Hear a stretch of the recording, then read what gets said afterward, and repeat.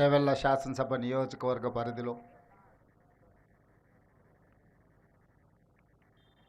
Chilkur social welfare residential స్కూల్లో ఈరోజు చేవెళ్ల శాసనసభ్యులు కాలేజ్ యాదయ్య గారి అధ్యక్షతన రాష్ట్ర స్థాయి కార్యక్రమాన్ని తీసుకొని ఈ కార్యక్రమంలో శాసన మండలి చీఫ్ విప్ పట్నం మహేందర్ రెడ్డి గారు, అదేవిధంగా శోభారాణి గారు, మధుసూదన్ రెడ్డి గారు, విద్యాశాఖకు సంబంధించిన అదేవిధంగా వెల్ఫేర్ డిపార్ట్మెంట్కి సంబంధించిన అధికారులు, ప్రజాప్రతినిధులు, పాత్రికేయ మిత్రులు, ఈ సోషల్ వెల్ఫేర్ రెసిడెన్షియల్ స్కూల్లో చదువుకుంటున్న విద్యార్థులు ఈ కార్యక్రమంలో పాల్గొని తెలంగాణ రాష్ట్రంలో భవిష్యత్తులో SC, ST, BC, minority residential స్కూల్స్లో చదువుకుంటున్న విద్యార్థుల యొక్క దిశను మార్చే డైట్ ఛార్జెస్ కానీ కాస్మెటిక్ ఛార్జెస్ని పెంచడమే కాకుండా వాళ్ళలో ఉన్న నైపుణ్యాన్ని పెంపొందించి తెలంగాణ రాష్ట్ర పునర్నిర్మాణంలో వాళ్ళందరినీ భాగస్వాములను చేయాలని రాష్ట్ర ప్రభుత్వం ఈ ప్రతిష్టాత్మకమైన కార్యక్రమాన్ని రాష్ట్ర స్థాయిలో మంత్రివర్గ సభ్యులను, పార్లమెంట్ సభ్యులను, శాసనమండలి సభ్యులను, శాసనసభ్యులను, ఐఏఎస్, ఐపీఎస్, ఐఎఫ్ఎస్, ఇతర ఉన్నతాధికారులను ఎవరికి ఎక్కడ అవకాశం ఉంటే అక్కడ రెసిడెన్షియల్ స్కూల్స్లో ఈరోజు ఈ కార్యక్రమంలో పాల్గొనడానికి రాష్ట్ర ప్రభుత్వం ఒక నిర్ణయం తీసుకొని అందులో భాగంగానే ఈరోజు తెలంగాణ రాష్ట్ర ముఖ్యమంత్రిగా ఈ చిల్కూర్ సోషల్ వెల్ఫేర్ రెసిడెన్షియల్ స్కూల్లో నేను ఈ కార్యక్రమంలో పాల్గొనడం జరిగింది. ఇక్కడికి వచ్చే వరకు ఇక్కడ ఇంత అద్భుతమైన రెసిడెన్షియల్ స్కూల్, అదేవిధంగా మల్టీ టాలెంటెడ్ స్టూడెంట్స్, వివిధ వృత్తులలో సెలెక్ట్ అయిన విద్యార్థులు వాళ్ళలో ఉన్న కళను ఇక్కడ ప్రదర్శించడం ద్వారా సోషల్ వెల్ఫేర్ రెసిడెన్షియల్ స్కూళ్ళలో మల్టీ టాలెంటెడ్ విద్యార్థులు ఉన్నారు అని చెప్పి నాకు ఒక అవగాహన, ఒక నమ్మకం, ఆత్మవిశ్వాసం కల్పించినందుకు మీ అందరికీ మనస్ఫూర్తిగా ధన్యవాదాలు తెలియజేస్తున్నా. జనరల్ ఒపీనియన్, జనరల్ పర్సెప్షన్,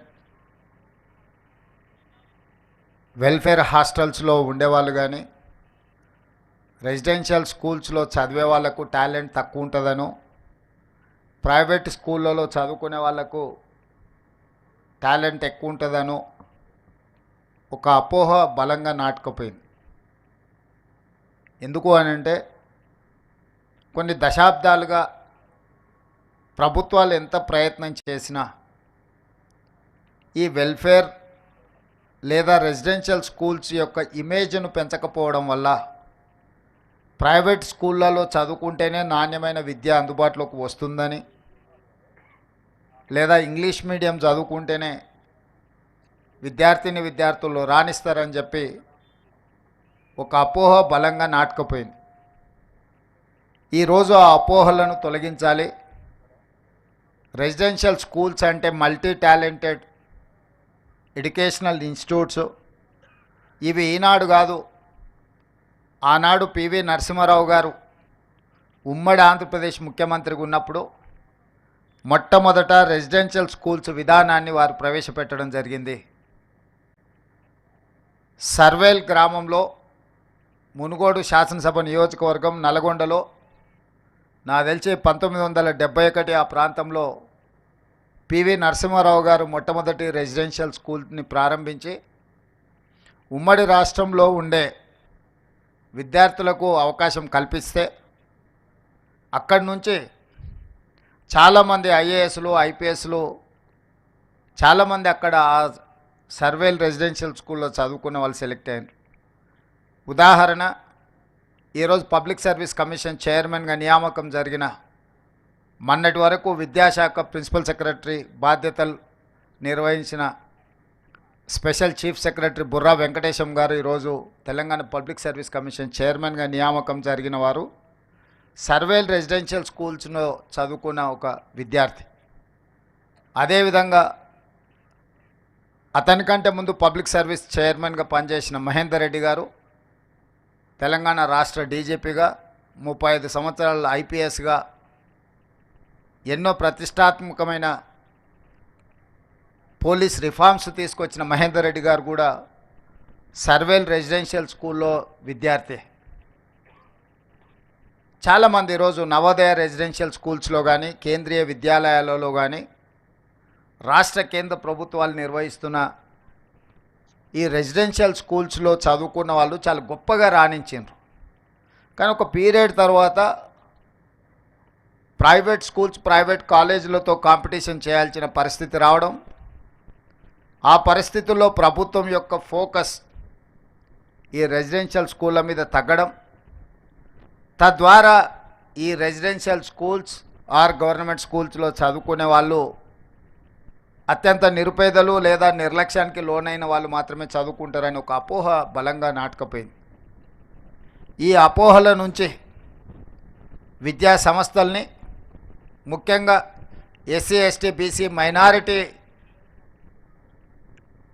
సామాజిక వర్గాలకు సంబంధించిన వాళ్లకు ఒక సంపూర్ణమైన విశ్వాసం నమ్మకం కలిగించాలన్న ఆలోచన రాష్ట్ర ప్రభుత్వం మేము బాధ్యత చేపట్టిన తర్వాత పలు దఫాలుగా చర్చించడం జరిగింది.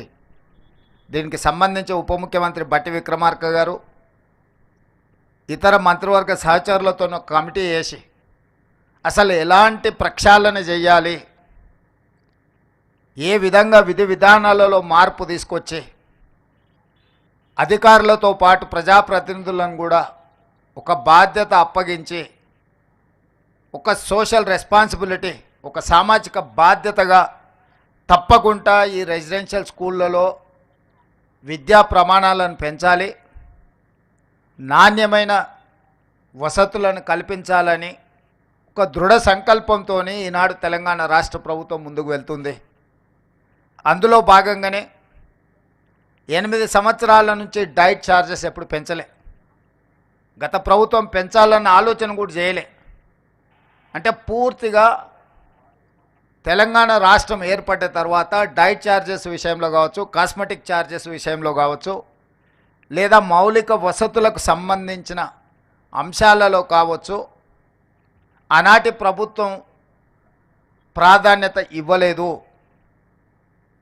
తద్వారా ప్రతిష్ట కలిగిన ఈ రెసిడెన్షియల్ స్కూల్స్ అన్నీ కూడా ప్రతిష్ట కోల్పోయి ప్రజలలో విశ్వాసం సన్నగిలే పరిస్థితి వచ్చినప్పుడు రాష్ట్ర ప్రభుత్వం స్పష్టంగా ఆలోచన చేసి మళ్ళీ ఆ విశ్వాసాన్ని పునరుద్ధరించాలి, ఒక నమ్మకం కలిగించాలి. ఈ ప్రభుత్వం అంటే ప్రభుత్వం మా కోసం పనిచేస్తుంది, ప్రభుత్వం మా ప్రభుత్వం ప్రజా ప్రభుత్వం అని ఒక నమ్మకం విశ్వాసాన్ని కల్పించాలన్న ఆలోచనతో సింగిల్ స్ట్రోక్లో డైట్ ఛార్జెస్ విషయంలో 40% ఛార్జెస్ పెంచడం ద్వారా నాణ్యమైన ఫుడ్ని ఈరోజు మన విద్యార్థులకు ఇవ్వడం ద్వారా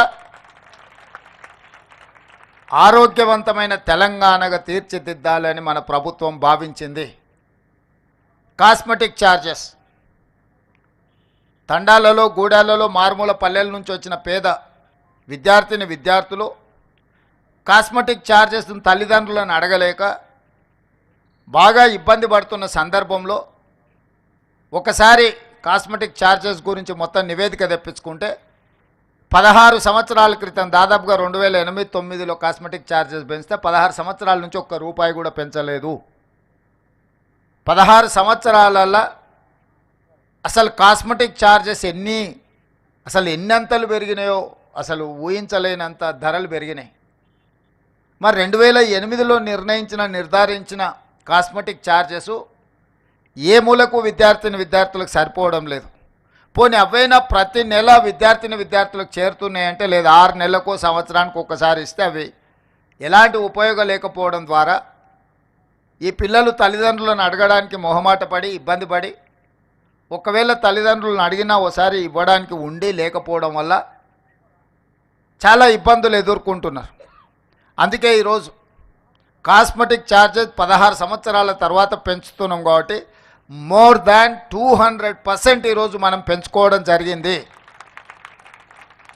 స్వతంత్రం వచ్చినప్పటి నుంచి ఈ రోజు వరకు diet charges at a time 40% పెంచడం కానీ, కాస్మెటిక్ ఛార్జెస్ 200% పైగా పెంచడం అనేది జరగలేదు. మొదటిసారి తెలంగాణ రాష్ట్ర ఏర్పాటులో, తెలంగాణ రాష్ట్ర ప్రభుత్వంలో ఈనాడే ఇంత గొప్పగా ఛార్జెస్ పెంచడం జరిగింది. ఇంతటితో మా బాధ్యత తీరలేదు, నెరవేరలేదు. ఇది మొదటి పునాది రాయి మాత్రమే. ఈరోజు నేను శాఖకు సంబంధించిన అధికారులతో పాటు బోధనా సిబ్బందికి, బోధనేతర సిబ్బందికి కొన్ని అంశాలు నేను ప్రస్తావించదలుచుకున్నా. ఈరోజు తెలంగాణ రాష్ట్రంలో దాదాపుగా 26,000 ప్రభుత్వ పాఠశాలలు, రెసిడెన్షియల్ స్కూల్స్ ఉన్నాయి, 26,000+. 26,000 పాఠశాలలలో విద్యార్థులు చదువుకుంటున్నది 23 లక్షల మంది.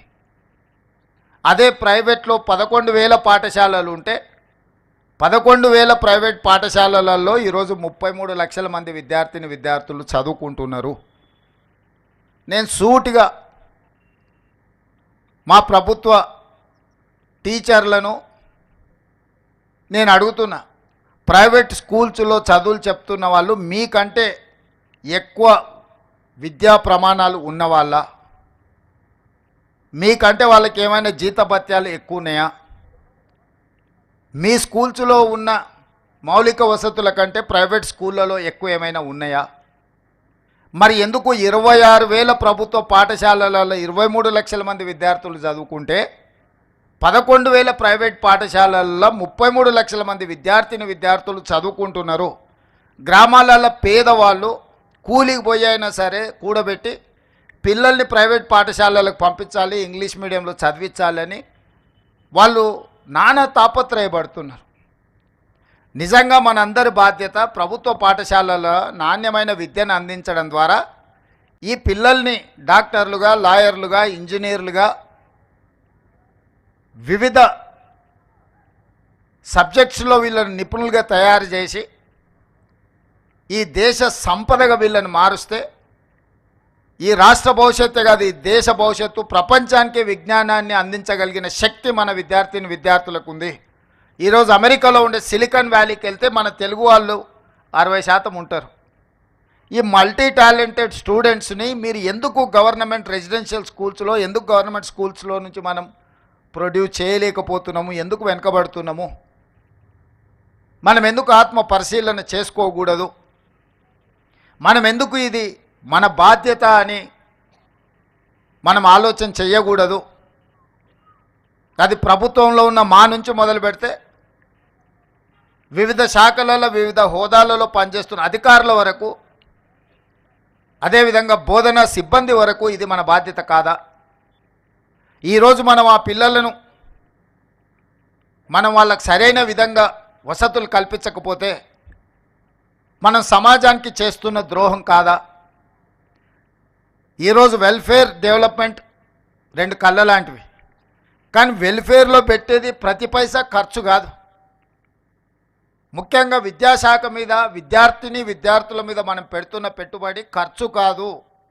అది భవిష్యత్తు కోసం పెట్టుబడి. భవిష్యత్తు పునర్నిర్మాణంలో తెలంగాణ రాష్ట్రం అభివృద్ధి సాధించాలి అని అంటే అది పెట్టుబడిగా చూడాలి. ఈరోజు మన వెల్ఫేర్ హాస్టల్స్లో వాళ్ళ కోసం విద్యార్థులకు ఇస్తున్న డైట్ ఛార్జెసో, లేకపోతే కాస్మెటిక్ ఛార్జెసో, లేదా ఇన్ఫ్రాస్ట్రక్చర్ మీద, అవి స్టేడియంలు కావచ్చు, వాళ్ళకున్న వసతులు కావచ్చు, చాలాసార్లు టీవీలలో, పేపర్లలో చూస్తుంటాం. వందలాది మంది విద్యార్థులు ఉంటారు, 4 టాయిలెట్స్ ఉన్నాయని పెద్ద క్యూ చూపిస్తుంటారు. లేకపోతే తాగడానికి నీళ్లు లేవు, నీళ్ళు ఎక్కడికో వెళ్ళి మధ్యాహ్నం లంచ్ టైంలో వాళ్ళు నానా ఇబ్బంది పడుతున్నారు. లేకపోతే పిల్లలు పడుకోవడానికి చలికాలం వస్తే కనీసం వసతులు కూడా లేవు, కనీసం కప్పుకోవడానికి దుప్పట్లు కూడా లేవు. పాఠశాల ప్రారంభోత్సవ రోజుల్లోనే వాళ్ళకు స్కూల్ డ్రెస్సెస్ కానీ, లేకపోతే టెక్స్ట్ బుక్కులు కానీ ఇతర ఇవ్వడం లేదు అని మనం ఇప్పటికీ టీవీలలో, పేపర్లలో చూస్తున్నాం. ప్రతిసారి అకాడమిక్ ఇయర్ స్టార్టింగ్లో ఈ సమస్యలను అన్నిటిని చూస్తున్నాం. మరి 40, 50, 60, 70 ఏండ్ల నుంచి మనం నేర్చుకున్నది ఏంది? మనకు తెలుసు నెక్స్ట్ ఇయర్ జూన్లో అకాడమిక్ ఇయర్ స్టార్ట్ అవుద్ది అని. మరి జూన్లో స్కూల్స్ కాలేజీలు స్టార్ట్ అవుతున్నాయంటే మనం ఒక సంవత్సరం ముందు నుంచే నెక్స్ట్ ఫైనాన్షియల్ ఇయర్కి ప్రణాళిక చేసుకొని ఏ విధంగా వాళ్ళకు స్కూల్ డ్రెస్ల నుంచి మొదలు పెడితే వాళ్ళకు పాఠ్యపుస్తకాల వరకు విత్ ఇన్ ద టైం అందించాలి అన్న ఆలోచన మనం ఎందుకు ప్రణాళికబద్ధంగా చేసుకోలేకపోతున్నాము? మనం ఐఏఎస్లని, ఇంత ఉన్నతాధికారులను, ఇంత వ్యవస్థను పెట్టుకొని ఈ వ్యవస్థ ఈ సమస్యను పరిష్కరించడానికి ఎందుకు మనం ప్రణాళికబద్ధంగా ముందుకు వెళ్తలేము? ఇది ప్రభుత్వ పరంగా మనం ఆత్మ పరిశీలన చేసుకోవాల్సిన అవసరం ఉన్నది. పిల్లలు అకాడమిక్ ఇయర్ స్టార్ట్ అయినాక పుస్తకాలు రాకపోతే 6 నెలల తర్వాత మనం ఇస్తే ఏం ప్రయోజనం? ఆ స్కూల్ పిల్లలకి ఇవ్వాల్సిన స్కూల్ డ్రెస్సులు విత్ ఇన్ ద టైం ఇవ్వకపోతే వాటి ప్రయోజనం ఏంది? ఇట్లాంటి సమస్యల్ని, ప్రతి సంవత్సరం వచ్చే సమస్యలు శాశ్వతంగా వీటికి ఒక పరిష్కారం చూపించాల్సిన బాధ్యత పాలకుల మీద, ప్రభుత్వం మీద, ఉన్నత అధికారుల మీద ఉన్నది. ఈ బాధ్యత నుంచి మనం తప్పించుకోలేము, ఈ బాధ్యత నుంచి మనం పారిపోలేము. ఈ బాధ్యతను సామాజిక బాధ్యతగా మనం తీసుకోవాల్సిన అవసరం ఉన్నది. అదేవిధంగా నిన్న మనం చాలా హాస్టల్స్ వీటిలో ఫుడ్ పాయిజన్ అయినట్టు పిల్లల్ని హాస్పిటల్కు తీసుకెళ్ళి ఈ మధ్యకాలంలోనే ఒక అమ్మాయి చనిపోవడం అనేది ఆ తల్లిదండ్రులకు ఎంత బాధ ఉంటుంది. ఆర్థిక పరిస్థితి బాలేకపోవడం వల్ల తల్లిదండ్రులు వాళ్ళ పిల్లల్ని హాస్టల్స్లో పెడుతుండ్రు, కానీ వాళ్ళ పిల్లల మీద ప్రేమ లేక కాదు కదా. వందలాది కోట్ల రూపాయలు సంపాదించిన తల్లిదండ్రులకు వాళ్ళ పిల్లల మీద ఎంత ప్రేమ ఉంటుందో, రోజు కూలీ చేసుకున్న పేదవాడికి కూడా తన కన్న బిడ్డల మీద అంతకంటే ఎక్కువ ప్రేమ ఉంటుంది తప్ప తక్కువేం ఉండదు. శ్రీమంతులకు వాళ్ళ పిల్లల పట్ల ఎక్కువ ప్రేమ ఉంటుంది, పేదలకు ప్రేమ తక్కువ ఉంటుంది అన్న భావన సరైనది కాదు. మరి వాళ్ళ పిల్లలు మనల్ని నమ్మి, ఈ ప్రభుత్వాన్ని నమ్మి, ఈ సిబ్బందిని నమ్మి ఈ రెసిడెన్షియల్ స్కూల్స్లో వాళ్ళ పిల్లలను చేర్పిస్తే వాళ్ళ సంక్షేమము, వాళ్ళ యోగక్షేమాలు మనం సరైన విధంగా చూడకుండా నిర్లక్ష్యం చేస్తే ఆ పిల్లలు చనిపోతే ఆ బాధ్యత ఎవరు తీసుకోవాలి? ఇది మన గౌరవం, మన ప్రతిష్టను పెంచేదా, లేకపోతే మన గౌరవ ప్రతిష్ట మసకబారేదా? ఈరోజు మనందరం ఆత్మ పరిశీలన చేసుకోవాలి. ఇట్లాంటి సంఘటనలు పునరావృతం కాకుండా చూసుకోవాల్సిన బాధ్యత ప్రభుత్వం మీద ఉన్నది, సిబ్బంది మీద ఉన్నది. కొన్నిసార్లు మనం ఏదైనా డైట్ విషయంలో లేకపోతే మౌలిక వసతుల విషయం మాట్లాడితే మాకు 6 నెలలు 8 నెలలు బిల్లులు రావడం లేదు, కిరాణా కొట్టుల్లో మేము అప్పు తెచ్చి నడిపిస్తున్నాం, 8 నెలలు మేము మా అప్పులకు మిత్తిలు కట్టాలంటే మేము ఎక్కడో ఒక దగ్గర నాణ్యత తగ్గించాల్సిందే అన్నట్టుగా చర్చలు వస్తున్నాయి. అందుకే ఈనాడు ప్రభుత్వం స్పష్టంగా నిర్ణయం తీసుకున్నది, ఎవ్రీ మంత్ 10th లోపల గ్రీన్ ఛానల్ ద్వారా అన్ని నిధులు ఈ రెసిడెన్షియల్ స్కూల్స్కి, హాస్టల్స్కి, కాలేజెస్కి సంబంధించిన ప్రతి రూపాయి 10 తారీఖు లోపల గ్రీన్ ఛానల్ అడగాల్సిన పని లేకుండా స్ట్రైట్గా వాళ్ళ ఖాతాలకు పోయే విధంగా, అది డైట్ ఛార్జెస్ కావచ్చు, కాస్మెటిక్ ఛార్జెస్ కావచ్చు, ఇతర విద్యా సంస్థల నిర్వహణకు సంబంధించిన నిధులు ప్రతి నెల 10 తారీఖు లోపల ఆటోమేటిక్గా విడుదలయ్యేటట్టు ఈ మధ్యనే ఆర్థిక శాఖ మంత్రి గారికి, అధికారులకు నేను ఆదేశాలు ఇవ్వడం జరిగింది. ప్రతి నెల నేనే స్వయంగా పర్యవేక్షించి మీకు చేరడానికి అవసరమైన అన్ని నిర్ణయాలు తీసుకోవాలని ఈరోజు ప్రభుత్వం నిర్ణయించింది. అదేవిధంగా గతంలో మీ స్కూల్ డ్రెస్లు ఎవరో ప్రైవేట్ కంపెనీలకు ఇస్తే వాళ్ళు సెప్టెంబర్, అక్టోబర్ వస్తే కూడా అప్పుడప్పుడు డిసెంబర్ వరకు కూడా కొన్ని విడతలుగా స్కూల్ డ్రెస్సులు ఇచ్చేవాళ్ళు.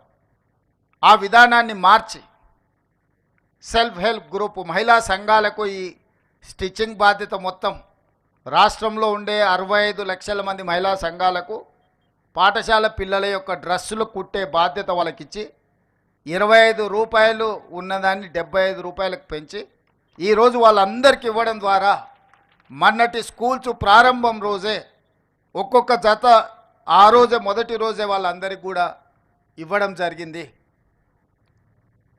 వాళ్ళ బట్టలు వాళ్ళకి అందుబాటులో ఇవ్వడమే కాకుండా టెక్స్ట్ బుక్కులు కూడా మొదటి రోజే ఇచ్చే విధంగా మన ప్రభుత్వం వచ్చినాక చర్యలు చేపట్టింది. ఇదే కాకుండా ఈరోజు రైతులకు ఉచితంగా కరెంట్ ఇస్తున్నాం, పేదవాళ్ళకి ఇంటికి 200 యూనిట్లు ఉచితంగా కరెంట్ ఇస్తున్నాం. మరి రైతుకు వ్యవసాయానికి 24 గంటలు ఉచితంగా కరెంట్ ఇచ్చి పేదవాడి ఇంటికి 200 యూనిట్లు ఉచితంగా కరెంట్ ఇచ్చినప్పుడు చదువుకునే విద్యార్థులకు పాఠశాలల్లో ఉచిత కరెంటు ఎందుకు ఇవ్వకూడదు? వాళ్ళ కంప్యూటర్స్ ఇచ్చినా, వాళ్ళకి ఇతర ఏ ఎక్విప్మెంట్ ఇచ్చినా పాఠశాలలలో కరెంటు బిల్లులు కట్టకపోవడం వల్ల, కరెంటు లేకపోవడం వల్ల వాటిని ఉపయోగించలేకపోతున్నారు. అందుకే రాష్ట్ర ప్రభుత్వం స్పష్టంగా నిర్ణయం తీసుకొని ఆల్ రెసిడెన్షియల్ ఆర్ గవర్నమెంట్ స్కూల్స్కి అంతా ఉచితంగా కరెంట్ ఇవ్వండి అని ఆదేశాలు ఇచ్చినాము. ఈరోజు ప్రభుత్వ ఆధ్వర్యంలో నిర్వహిస్తున్న ఏ స్కూల్స్ కానీ కాలేజీలు కానీ ఏవైనా ₹1 కూడా కరెంటు బిల్లు కట్టాల్సిన అవసరం లేదు. వాళ్ళకు ఉచిత కరెంటు ఇవ్వడం ద్వారా వాళ్ళ విద్యా ప్రమాణాలు పెంచాలి అని చెప్పి ఈరోజు స్పష్టంగా మన ప్రభుత్వం నిర్ణయం తీసుకున్నది. ఇదే కాకుండా ఈరోజు డైట్ ఛార్జెస్ మెనూను కూడా మనం రిఫార్మ్ చేసుకొని ఒక మంచి డైట్ ఛార్జెస్ ఇవ్వడమే కాకుండా అధికారులను కూడా ప్రతిరోజు మీతో పాటు తినే విధంగా మీ బోధన సిబ్బంది, బోధనేతర సిబ్బంది, కలెక్టర్లకు, జిల్లా స్థాయి అధికారులకు కూడా నేను ఆదేశాలు ఇచ్చిన. ఖచ్చితంగా వారంలో మీరు 2 రోజులు 3 రోజులు ఈ పాఠశాలలు పర్టికులర్గా రెసిడెన్షియల్ స్కూల్స్ విజిట్ చేయాలా, విద్యార్థులతో కూర్చొని భోజనం చేయాలి, భోజనం యొక్క నాణ్యత ఏ విధంగా ఉందో రిపోర్ట్ చేయాలి. అదేవిధంగా ఎమ్మెల్యేలకు, మంత్రులకు కూడా వాళ్ళు ఎక్కడ క్షేత్రస్థాయిలో విజిట్లకు పోయినా తప్పకుండా పాఠశాలల్ని సందర్శించాలి అని చెప్పి ఆదేశాలు ఇవ్వడం జరిగింది. ఐఏఎస్, ఐపీఎస్ అధికారులు కూడా ఇక ముందు మీ దగ్గరకు వచ్చి మీ లోకల్గా ఉండే ఎస్ఐలు, ఎంఆర్ఓలు, ఎంపీడీఓలే కాదు, మీ జిల్లా కలెక్టర్లు, మీ జిల్లా ఎస్పీలు, ఉన్నతాధికారులు కూడా మీ పాఠశాలలకు వచ్చి మీ పిల్లలందరినీ కలిసి అసలు మీకున్న సాధక బాధకాలు తెలుసుకొని మీ బోధన విషయంలో కానీ, మీ భోజన విషయంలో కానీ ఉన్న నాణ్యత ప్రమాణాలను పరిశీలించడానికి అధికారులందరికీ ఆదేశాలు ఇవ్వడం జరిగింది. ఇంక్లూడింగ్ చీఫ్ సెక్రటరీ క్షేత్రస్థాయిలో పర్యటనలు చేయమని మన ప్రభుత్వం ఆదేశాలు ఇచ్చింది. భవిష్యత్తులో మీ కలెక్టర్లు, మీ ఎస్పీలు మీ దగ్గర వచ్చి కూర్చుంటారు. మీరు వాళ్ళని చూసి ఇన్స్పైర్ కావచ్చు. ఐఏఎస్, ఐపీఎస్లు అయితే ఏ రకంగా మీరు రాణించవచ్చో, భవిష్యత్తులో మీకు ఒక రోల్ మోడల్ ఉండాలి అని అంటే ప్రజాప్రతినిధులతో పాటు ఉన్నతాధికారులు కూడా మీ హాస్టల్స్ మీ దగ్గరికి వస్తే ఖచ్చితంగా వాళ్ళందరూ కూడా మిమ్మల్ని ఇన్స్పైర్ చేసే అవకాశం ఉంటుంది. వాళ్ళకు కూడా అందుకే ఆదేశాలు ఇచ్చినాం.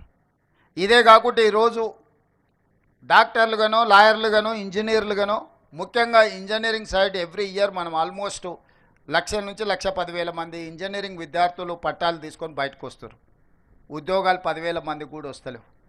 దీని కారణం ఏంది అంటే పట్టా సర్టిఫికేట్ తీసుకుంటారు కానీ వృత్తి నైపుణ్యం ఉండడం లేదు, స్కిల్ లేకపోవడం వల్ల.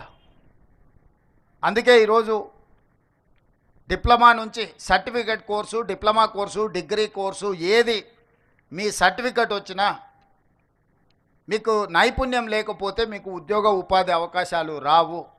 మీరు ఉద్యోగం చేయడమే కాదు, 10 మందికి ఉద్యోగాలు ఇవ్వాలంటే మీలో నైపుణ్యం పెరగాలి.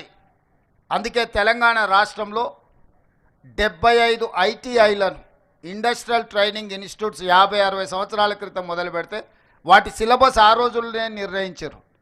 ప్రపంచం ఎంతో వేగంగా అభివృద్ధి పదం వైపు నడుస్తుంది కానీ అక్కడ సిలబస్ మాత్రం మారలే. మనం పుట్టకముందు ఉన్న సిలబస్ ఈరోజు మనం అక్కడ ట్రైనింగ్ తీసుకుంటున్నాం. ప్లంబరో, ఎలక్ట్రీషియనో, మెకానికో, లేకపోతే ఇతర చాలా అంశాల పట్ల మనం ట్రైనింగ్ తీసుకుంటున్నాం. కానీ అది బయటకు వస్తే మనం ఇక్కడ నేర్చుకుంటున్న దానికి బయట ప్రపంచంలో ఉన్నదానికి ఏమాత్రం పొంతం లేదు. ఎంతో అవుట్డేటెడ్ అయిపోయిన సిలబస్ నేర్చుకుంటున్నాం. అందుకే టాటా ఇన్స్టిట్యూట్తో మాట్లాడి, టాటా కంపెనీతో మాట్లాడి ఈ రాష్ట్రంలో ఉన్న 75 ఐటీఐలను ఏటీసీలుగా, ఏటీసీ అంటే advanced technology centres, skill upgradation, ఆ ఐటీఐలలో చేరుతున్న వేలాది మంది విద్యార్థులకు టాటా సంస్థ, తెలంగాణ రాష్ట్ర ప్రభుత్వం కలిసి అప్గ్రేడ్ చేయడానికి 2,400 రూపాయలు ఖర్చు పెడితే, 2,400 కోట్ల రూపాయలు మనం ఖర్చు పెడితే 2,100 కోట్ల రూపాయలు టాటా కంపెనీనే ఖర్చు పెడుతుంది. రాష్ట్ర ప్రభుత్వం కేవలం 300 కోట్లే. 14% స్టేట్ గవర్నమెంట్ పెడితే 86% టాటా సంస్థ పెట్టి ఈ 75 ఐటీఐలను ఏటీసీలుగా అప్గ్రేడ్ చేసి అందులో చేరుతున్న వాళ్ళకి ఈనాడు పోటీ ప్రపంచంలో ఏ టాలెంట్ అవసరం ఉందో ఆ టాలెంట్ నేర్పించి వాళ్ళకు ఉద్యోగాలు కూడా టాటా కంపెనీ ఇవ్వడానికి ఈరోజు ముందుకు వచ్చింది. ఇది ఒక గొప్ప మార్పు తెలంగాణ రాష్ట్రంలో. 75 సంవత్సరాల తర్వాత ఒక ప్రైవేట్లో 100% సక్సెస్ స్టోరీ ఉన్న ఒక ప్రముఖ సంస్థ రాష్ట్ర ప్రభుత్వ భాగస్వామ్యం తీసుకొని 2400 కోట్ల రూపాయలు ఖర్చు పెట్టి గవర్నమెంట్ మీద భారం పడకుండా రోబోస్ కూడా ఐటీఐలలో ఏటీసీలలో ఈరోజు వాళ్ళు పెడుతున్నారు. వాళ్ళు ఇన్స్ట్రక్టర్స్ను వాళ్ళే తీసుకొస్తున్నారు. మన దగ్గర ఉన్న ఇన్స్ట్రక్టర్లకు కూడా వాళ్ళే ట్రైనింగ్ ఇస్తున్నారు. ఈ రకంగా ఈరోజు మనం ఐటీఐలను అప్గ్రేడ్ చేసుకొని వేలాది మంది తెలంగాణ యువతకు వృత్తి నైపుణ్యం నేర్పించి శిక్షణ ఇవ్వడం ద్వారా ఉద్యోగ అవకాశాలు కల్పిస్తున్నాము. మీరు వెనక్కి వెళ్ళి మీ గ్రామాలకు వెళ్ళినప్పుడు మీ అన్నలకు మీ కుటుంబ సభ్యులకు స్పష్టంగా చెప్పండి, ఈరోజు ఐటీఐలో చేరితే 100% మీకు ఉద్యోగం వస్తుంది. చేరడం ద్వారా మనం మన భవిష్యత్తుని తీర్చిదిద్దుకోవాలి. ఆ సర్టిఫికెట్ కోర్సులు చదవడం ద్వారా మీకు కనీసం నెలకు 30,000 40,000 సంపాదించుకునే అవకాశం ఉంది. అదేవిధంగా ఇంజనీరింగ్ కాలేజీలలో చేరుతున్న వాళ్ళకు కూడా 4 ఇయర్స్ డిగ్రీ ఉంటే 4 ఇయర్స్ వాళ్ళు థియరీలే చదువుకుంటున్నారు. చదువు అయిపోయిన తర్వాత బయటకు వస్తే ప్రాక్టికల్ ఎక్స్పీరియన్స్ లేకపోవడం వల్ల ఉద్యోగ అవకాశాలు రావడం లేదు. అందుకే ఈరోజు ఇంజనీరింగ్ కాలేజీలలో ఉన్న సిలబస్ని కూడా 2 సంవత్సరాలు వాళ్ళు థియరీ నేర్చుకుంటే 2 సంవత్సరాలు ప్రాక్టికల్గా కంపెనీస్లకి వెళ్ళి పెద్ద పెద్ద మల్టీనేషనల్ కంపెనీలలో వాళ్ళు పోయి శిక్షణ పొందే విధంగా ఆ టైంలో వాళ్ళకి ఆ సంస్థలు కూడా స్టైఫండ్ ఇచ్చే విధంగా ఈరోజు మనం కంప్లీట్గా సిలబస్ విధానాన్ని మార్చుకొని ఇంజనీరింగ్ గ్రాడ్యుయేట్స్ను కూడా సాంకేతికంగా వాళ్ళ నైపుణ్యం పెంచి ఈరోజు వాళ్ళను కూడా నిష్ణాతులుగా తయారు చేయడానికి ఈరోజు మన ప్రభుత్వం ఒక నిర్ణయం తీసుకుంది. ఇదే కాదు, ఈరోజు యంగ్ ఇండియా స్కిల్స్ యూనివర్సిటీ ప్రభుత్వ ఆధ్వర్యంలో చాలా యూనివర్సిటీలు ఉన్నాయి. యూనివర్సిటీలు అనుకున్నంత స్థాయిలో పనిచేయకపోవడం వల్ల యంగ్ ఇండియా స్కిల్స్ యూనివర్సిటీ అని ఈ రంగారెడ్డి జిల్లాలోనే మనము మహేశ్వరం శాసనసభ నియోజకవర్గ పరిధిలో 60 ఎకరాలలో ఒక యూనివర్సిటీ నిర్మించుకుంటున్నాం. దీనికి పీపీపీ మోడల్ అంటే పబ్లిక్ ప్రైవేట్ పార్ట్నర్షిప్. ఈరోజు మహీంద్రా వెహికల్స్ మనం చూస్తున్నాం. అంత పెద్ద కార్పొరేట్ సంస్థ యజమాని ఈరోజు young India skill university chairperson, అతనే బోర్డ్ చైర్మన్గా ఉంటాడు. అందులో రెడ్డి ల్యాబ్స్ కానీ అరబిందో కానీ ఇతర ఫార్మా కానీ ఐటీ కానీ డిఫరెంట్ కంపెనీలకు సంబంధించిన సీఈఓలు ఆ బోర్డు డైరెక్టర్స్గా ఉండి వాళ్ళే సిలబస్ తయారు చేసి వాళ్ళే విద్యార్థులను సెలెక్ట్ చేసి వాళ్ళే ట్రైనింగ్ ఇచ్చి సర్టిఫికెట్ కోర్సులు, డిప్లొమా కోర్సులు, డిగ్రీ కోర్సులు అందులో వాళ్ళకు నేర్పించి అందులో చదువుకున్న వాళ్ళందరినీ వాళ్ళే ఉద్యోగాలు ఇచ్చే విధంగా ఈరోజు మల్టీ టాలెంటెడ్ విద్యార్థులందరినీ కూడా శిక్షణ ఇచ్చి వాళ్ళ కంపెనీలలో తీసుకోవడానికి ఈరోజు యంగ్ ఇండియా స్కిల్స్ యూనివర్సిటీని ఈరోజు మనం ప్రారంభించుకున్నాం. దేశానికే ఆదర్శం ఈ యంగ్ ఇండియా స్కిల్స్ యూనివర్సిటీ.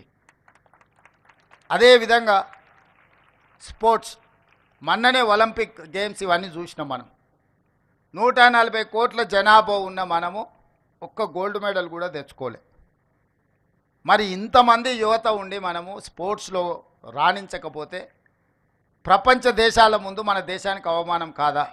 నేను మొన్న సౌత్ కొరియా పోయొచ్చిన. అక్కడ సౌత్ కొరియా స్పోర్ట్స్ యూనివర్సిటీ పోతే ఆ దేశానికి 32 మెడల్స్ వస్తే ఆ ఒక్క యూనివర్సిటీలోనే 16 మెడల్స్ వచ్చినాయి. ఒక అమ్మాయికి 3 గోల్డ్ మెడల్స్ వచ్చినాయి ఆర్చరీలో. అంటే ఒక అమ్మాయి ఆ యూనివర్సిటీలో చదువుకొని రాణిస్తే శిక్షణ తీసుకుంటే ఒకే అమ్మాయి ఒలింపిక్స్లో 3 గోల్డ్ మెడల్స్ సాధించింది. ఒక చిన్న దేశము హైదరాబాదు నగరంలో ఎంత జనాభా ఉందో టోటల్గా దేశంలో అంత జనాభా ఉంది. అట్లాంటి వాళ్ళు 32-34 మెడల్స్ ఒలింపిక్స్లో తెచ్చుకుంటే 140 కోట్ల జనాభా ఉన్న భారతదేశం గుడ్లప్పగిచ్చి చూస్తుంది. ఇది మన దేశానికే గౌరవం కాదు. అందుకే తెలంగాణ రాష్ట్రం ఆలోచించి 2028 ఒలింపిక్స్లో ఖచ్చితంగా గోల్డ్ మెడల్స్ తెలంగాణ రాష్ట్రానికి సంబంధించిన క్రీడాకారులే సాధించాలి అని యంగ్ ఇండియా స్పోర్ట్స్ యూనివర్సిటీని కూడా మనం ప్రారంభించుకుంటున్నాము. మొన్ననే మనం ఆర్డినెన్స్ తీసుకొచ్చిన అసెంబ్లీలో బిల్లు పాస్ చేసి స్పోర్ట్స్ యూనివర్సిటీతో పాటు స్పోర్ట్స్ అకాడమీ ఎవరైతే టాలెంటెడ్ పిల్లలు ఉన్నారో వాళ్ళకు పూర్తిగా గవర్నమెంట్ శిక్షణ ఇచ్చి వాళ్ళకి అన్ని వసతులు ఏర్పాటు చేసి క్రీడలలో వాళ్ళని రాణించే విధంగా వాళ్ళకి శిక్షణ ఇవ్వాలి అని ఈరోజు రాష్ట్ర ప్రభుత్వం నిర్ణయం తీసుకున్నది. ఈరోజు మనము క్రీడలలో రాణించకపోతే మన దేశం యొక్క గౌరవం ప్రతిష్ట ప్రపంచ దేశాల ముందు రాణించదు. వీటన్నిటిని దృష్టిలో పెట్టుకోవాలి. మనం మీకు తెలుసు నిఖత్ జరీన్ అని ఒక అత్యంత సామాన్యమైన కుటుంబం నిజామాబాద్ నుంచి బాక్సింగ్ ఛాంపియన్షిప్ సాధిస్తే ఆ అమ్మాయికి మనము స్పోర్ట్స్లో రాణించినందుకు DSP post group 1 DSP post డైరెక్ట్గా అన్ని మినహాయింపులు ఇచ్చేసి ఆ అమ్మాయిని డిఎస్పి అధికారిగా నియమించినాం. సిరాజ్ క్రికెట్లో రాణిస్తే అతనికి ఎడ్యుకేషన్ లేకపోయినా అతనికి పూర్తిగా రిలాక్సేషన్ ఇచ్చి అతను కూడా డిఎస్పి ఉద్యోగం ఇచ్చినాం.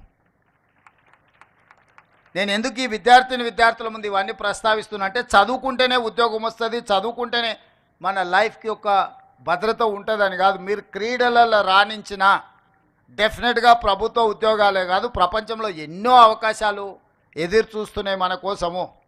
క్రీడలలో రాణించండి, మల్టీ టాలెంటెడ్. ఇంతకుముందు అక్కడ పిల్లలు మరి వాళ్ళు ట్రైనింగ్ ఎవరు ఇచ్చినారో అద్భుతంగా మృదంగ వాద్యం కానీ లేకపోతే ఇక్కడ నందకిషోర్ అబ్బాయి పాడిన విధానం కానీ ఇవన్నీ మీలో ఉన్న దాగిన మట్టిలో మాణిక్యాలు. మీరు వీటిని మీలో ఉన్న ఎక్స్ట్రా టాలెంట్ ఏది ఉందో టీచర్స్ కానీ ఇక్కడ ఉండే సిబ్బంది కానీ నా సూచన ఎక్స్ట్రా టాలెంటెడ్ స్టూడెంట్స్ని పికప్ చేయండి. అది స్పోర్ట్స్ కావచ్చు, గేమ్స్ కావచ్చు, అదర్వైజ్ అదర్ టాలెంట్స్ ఏవైనా ఉంటే వాళ్ళని గుర్తించండి, వాళ్ళకి శిక్షణ ఇప్పిద్దాము.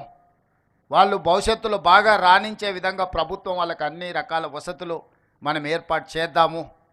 మల్టీ టాలెంటెడ్ ఎడ్యుకేషనల్ హబ్గా మన వెల్ఫేర్ స్కూల్స్ని, కాలేజీలని, వెల్ఫేర్ హాస్టల్స్ని తీర్చిదిద్దాలి. అదేవిధంగా మా యాదయ్య గారు రోడ్ల గురించి కలిసినప్పుడల్లా ఖచ్చితంగా చేవెళ్ళ నియోజకవర్గానికి సంబంధించి అభివృద్ధి గురించి అడుగుతూనే ఉంటాడు. అదేవిధంగా ప్రిన్సిపాల్ గారు కూడా ఇక్కడ టాయిలెట్స్ విషయంలో కానీ, క్లాస్ రూమ్స్ కానీ, అదేవిధంగా స్టేడియం గురించి వీటన్నిటి గురించి అడిగినరు. తప్పకుండా ఇక్కడ శ్రీధర్ అధికారిగా ఉన్నారు, వారికి సూచన చేస్తున్నా ఈ Chilukur residential social welfare residential స్కూల్స్కి ఏ ఒక్కటి కూడా తక్కువ ఉండడానికి వీల్లేదు. ఎనీ అదర్ కార్పొరేట్ స్కూల్తోని మనం కాంపిటీట్ చేయాలి. దీనికి కావాల్సిన అన్ని అంశాలను 360 డిగ్రీస్ మీరు పరిశీలించి అన్ని ప్రతిపాదనలు తీసుకొని రండి. మనం తక్షణమే వీళ్ళకు మంజూరు చేద్దాము. ఒక మంచి వాతావరణం, ఒక గుడ్ అట్మాస్ఫియర్. 1987లో మొదలైన ఈ స్కూల్ని ఇప్పుడు మనం అప్గ్రేడ్ చేసుకోవాల్సిన అవసరం ఉన్నది. ఈరోజు ప్రపంచంతో పోటీ పడే విధంగా ఎలాంటి మౌలిక వసతులు ఉండాలనో దానికి సంబంధించి అన్ని రకాల ప్రతిపాదనలు తీసుకురండి. ఈరోజు ఇవే కాదు, SC, ST, BC, minority schools ఏవైతే ఉన్నాయో చాలా వరకు మంజూరైనా కానీ ఎవ్వరికీ ఎలాంటి వసతులు లేవు. పోల్ట్రీ ఫార్మ్స్ బంద్ అయితే అందులోనో, లేకపోతే ఎవరైనా దివాలా తీసిన కాలేజీలు ఉంటే అందులోనూ ఈ రెసిడెన్షియల్ స్కూల్స్ నడుపుతున్నారు. దాంతో బాగా ఇబ్బంది ఎదుర్కొంటున్నారు. అందుకే young India integrated residential schools అని ఒక నూతన విధానం, దేశంలో ఎక్కడ లేని విధానం మనం తీసుకొచ్చినాం. చేవెళ్ళకు కూడా అది ఇస్తున్నాం. అంటే ప్రతి నియోజకవర్గంలో 25 ఎకరాలల్లో 120 నుంచి 150 కోట్ల వరకు పెట్టుబడి పెట్టి ఒక అద్భుతంగా కార్పొరేట్ స్కూల్స్ లెవెల్లో ఇన్ఫ్రాస్ట్రక్చర్ ఇచ్చి ఎస్సీ, ఎస్టీ, బీసీ, మైనారిటీ పిల్లలందరూ 2000 నుంచి 2500 మంది విద్యార్థులు ఒకే దగ్గర చదువుకునే విధంగా ఈరోజు మౌలిక వసతులు ఏర్పాటు చేయడానికి రాష్ట్ర ప్రభుత్వం నిర్ణయం తీసుకున్నది. అందుకే విద్యాశాఖ నా దగ్గర పెట్టుకున్నా, స్వయంగా ముఖ్యమంత్రిగా నేనే పర్యవేక్షిస్తున్న వీటన్నిటినీ. Young India integrated residential schools కావచ్చు, యంగ్ ఇండియా స్కిల్స్ యూనివర్సిటీ కావచ్చు, యంగ్ ఇండియా స్పోర్ట్స్ యూనివర్సిటీ కావచ్చు, ఆల్ వెల్ఫేర్ రెసిడెన్షియల్ స్కూల్స్ వీటన్నిటిని నేనే ప్రత్యక్షంగా పర్యవేక్షించి వీటిని పూర్తిగా కోల్పోయిన ప్రతిష్టను మళ్ళీ సాధించుకునే వరకు మనందరం కష్టపడి పనిచేయాలని చెప్పి ముఖ్యమంత్రి దగ్గర ఉంటేనే అధికారులు గౌరవంతోనో భయంతోనో సామాజిక బాధ్యతతోనో పనిచేస్తారన్న ఆలోచనతోని ఈరోజు మంచి అధికారులను నియమించడం జరిగింది. ఆ అధికారులందరికీ కూడా నా సూచన, ఇది మన బాధ్యత. ఈ పిల్లలు మన పిల్లలు, వీళ్ళు ఎవరో కాదు, వాళ్ళు అనాథలు కాదు, వాళ్ళు ఈ ప్రభుత్వం, ఈ రాష్ట్రం యొక్క సంపద. ఈ సంపదను తీర్చిదిద్దినప్పుడే ఈ తెలంగాణ పునర్నిర్మాణం అనేది వేగంగా మనం సాధించగలుగుతాము. ఈ యువతను మనము తెలంగాణ పునర్నిర్మాణంలో భాగస్వాములను చేయాలంటే నాణ్యమైన విద్యతో పాటు నాణ్యమైన శిక్షణ వీళ్ళకి ఇవ్వాలి, నాణ్యమైన మౌలిక వసతులను ఏర్పాటు చేయాల్సిన అవసరం మన అందరి మీద ఉన్నది. దానికి సంపూర్ణంగా ఎన్ని వేల కోట్ల రూపాయలని ఈసారి విద్యాశాఖకు 21,000 కోట్ల రూపాయలు కేటాయించినము. భవిష్యత్తులో ఇంకా నిధులు పెంచుతాము. ఇది ఖర్చు కాదు, భవిష్యత్ తరాలను నిర్మించడానికి పెడుతున్న పెట్టుబడి. ఈ పెట్టుబడి తెలంగాణను బలోపేతం చేస్తుంది, తెలంగాణను అభివృద్ధి పదం వైపు నడిపిస్తుంది, తెలంగాణ ప్రతిష్టను నిలబెడుతుంది. ఈరోజు ఈ వెల్ఫేర్ రెసిడెన్షియల్ స్కూల్స్ కాలేజెస్ మీద పెడుతున్న పెట్టుబడి మనం ఖర్చుగా చూడొద్దు, దీన్ని భవిష్యత్ తరాల పెట్టుబడిగా చూడాలి. అందుకే ఈ బాధ్యత, ఈ రెస్పాన్సిబిలిటీ నేనే తీసుకున్నా, నేనే స్వయంగా పర్యవేక్షిస్తా. భవిష్యత్తులో నేను కూడా ఎక్కడికి వెళ్ళినా రెసిడెన్షియల్ స్కూల్స్ విజిట్ చేస్తా, పిల్లలతో ఇంటరాక్ట్ అవుతా, మీ నాణ్యమైన భోజనం ఏ విధంగా ఉందో పరిశీలిస్తా. ఎవరైనా ఎక్కడైనా తప్పిదాలకు పాల్పడితే ఖచ్చితంగా వాళ్ళను శిక్షిస్తాము. మీరు స్పష్టంగా గుర్తుపెట్టుకోండి, ఎవరైతే బాధ్యత ఉందో. నేను విద్యార్థులకు కూడా మీరు మెస్ కమిటీలాగా పెట్టుకోండి. నేను అధికారులకు కూడా సూచన చేస్తున్నా. ఇదే విద్యార్థులను ఒక మెస్ కమిటీగా పెడితే వండే కాడి నుంచి వడ్డించే వరకు ఈ పిల్లలే స్వయంగా పర్యవేక్షించిండ్రు అనుకో, వాళ్ళ కోసం వండే వంట నాణ్యత ఉందా లేదా, వాళ్ళ కోసం వడ్డించే భోజనం నాణ్యత ఉందా లేదా అనేది పరిశీలించుకునే అవకాశం వాళ్ళకే ఇస్తే వాళ్ళు మానిటరింగ్ చేసుకుంటారు. ఎక్కడైనా తప్పిదం జరిగితే వాళ్ళే సరిదిద్దుకునే అవకాశం ఉంటుంది. కాబట్టి ఆల్ రెసిడెన్షియల్ స్కూల్స్లో నేను అధికారులకు సూచన చేస్తున్నా, మెస్ మేనేజ్మెంట్ కమిటీలను విద్యార్థుల నుంచి ఒక కమిటీని ఫామ్ చేసి వాళ్ళ నుంచే కొంతమందిని వంట వండే కాడ నుంచి పరిశీలించడానికి పెట్టుకుంటే వాళ్ళే సూపర్వైజ్ చేసుకుంటారు. వాళ్ళకు కూడా ఒక అవగాహన పెరుగుతుంది. వాళ్ళకి మనం ఎంత ఛార్జెస్ ఇస్తున్నాం, ఎంత ఖర్చు పెడుతున్నాం, ఎంతమంది విద్యార్థులు ఉన్నారు, ఏమైనా లెక్కలు తప్పు రాస్తున్నామా, లేకపోతే వాళ్ళకి మనం ఇస్తున్న నిధులు సరిపోతున్నాయా లేదా వాళ్ళే అంచనా వేసుకుంటే వాళ్ళు స్పష్టంగా ఒక మంచి కార్యక్రమాన్ని తీసుకోవడానికి అవకాశం ఉంటుంది.